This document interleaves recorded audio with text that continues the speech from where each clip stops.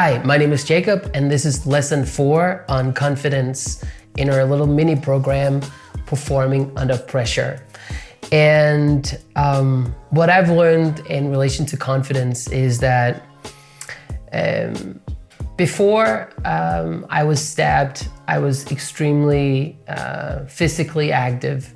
And in my young years, I went from elite gymnastics to competition swimming, athletic running, and weights lifting, and I got so much confidence and social interaction from being physical in some way or another. And so at the time when I wasn't able to do this anymore, it had a huge impact on my confidence, and I needed to learn how to show up differently, and so.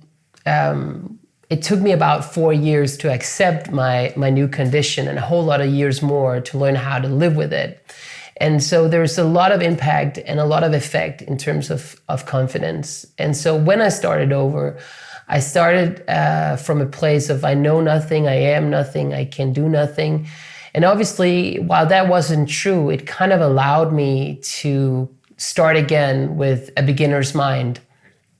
And so every time I achieved something, even though it was much less or seemed less significant than what I was doing before, I could still feel good about it, and it could still be supporting me in building confidence again. And so starting small was perhaps one of the biggest gifts I got in terms of learning how to work and build confidence, work with and build confidence. So 3 things that saved me in terms of confidence. The first one is being 100% sure, 100% truthful about my state and situation. And so, or condition and situation. I think one of the things that bring a lot of fear for a lot of people is that they have an unreal kind of idea about what their situation is. And it can both be in a more critical way, so like I'm more critical about my situation than I need to be, or I'm kind of like over-evaluating myself, wanting to be more than what I am. And so in order to build confidence, we need to start by really getting close to what reality is. And I think one of the things that helped me in this realm was like, if you face reality, there's even in the worst kind of situation, there's some comfort in that just being reality.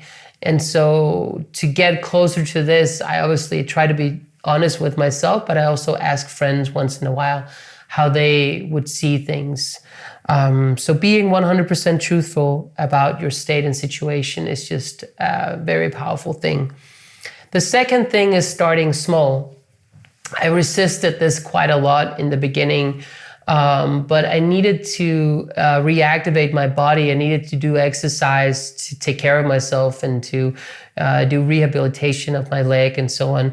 And at some point I learned that going to the public pool and even just swimming for about 300 meters was still a success, because, you know, I gotten out of the house, I've gone to the pool, I've actually done some exercise, even though I used to swim 2K or 3K or something like that. 300 meters was still something that would get me closer to where I was before and would help me make some headway. And so I learned how to start small. The third thing is attack what brings you fear. When you lose confidence, you start to worry and doubt yourself, and not feel like you want to take on things that you're not already very confident with. But fortunately, I had a lot of aspirations and ambitions and things I wanted to succeed with. So that was kind of pulling in the opposite direction. And I hesitated on a lot of things, but at some point I realized that if there was something that was important to me and I had fear around it, you know, attacking it would make a huge difference. So because then, you know, you're engaging with what is making you scared. And then it's not like your imagined fears anymore of like what's possible, what's not possible, what am I capable of, what am I not capable of. It's much more just straight on, this is the issue, this is how like I'm dealing with it, and how can I, move on to get better, how can I learn, how can I get help. So attack what brings you fear and just, get stuff done, start moving. So the exercise in this lesson is, where can I start small? And so the first part is to look at like what is actually important for you to succeed with. So do you want to get fitter? Do you want to get more clients? Find a life partner? Those are big things. It might be smaller things as well. Get started running, anything.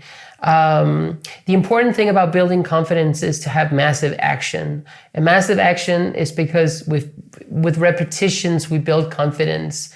So, and funnily enough, to get massive action, we need to start small, because otherwise there will be too far in between the repetitions that we have. And so start by looking at what is something you would like to succeed with right now? What is important to you? Make a list, figure it out, and try to be as specific as you can. And then once you have that list, try and look at one of the things you want to achieve, and then decide on 3 to 5 small things you can take action on right now. Perhaps even a couple of them, take action on them today or tomorrow. Make it so small that you feel like you can manage it. And if it's if you don't feel you can manage it, make it even smaller. The most important thing is that you do take some action. Let's say you want to run, you want to, start running, and you want to run a 5K or 10K or something like that, but you haven't run for a very long time, you're totally out of shape. Then I would say a small goal is to not run at all, but instead to go for a walk for 2 kilometers. And then, you add another kilometer and another. And then at some point you say, okay, now I'm ready to do a short run of 2K or something like that. So make sure that you start small in order to, make stuff happen, take action, so that you'll build confidence in this area that is important to you. Good luck. I hope you do take a lot of action, and with that, I'm sure you will succeed.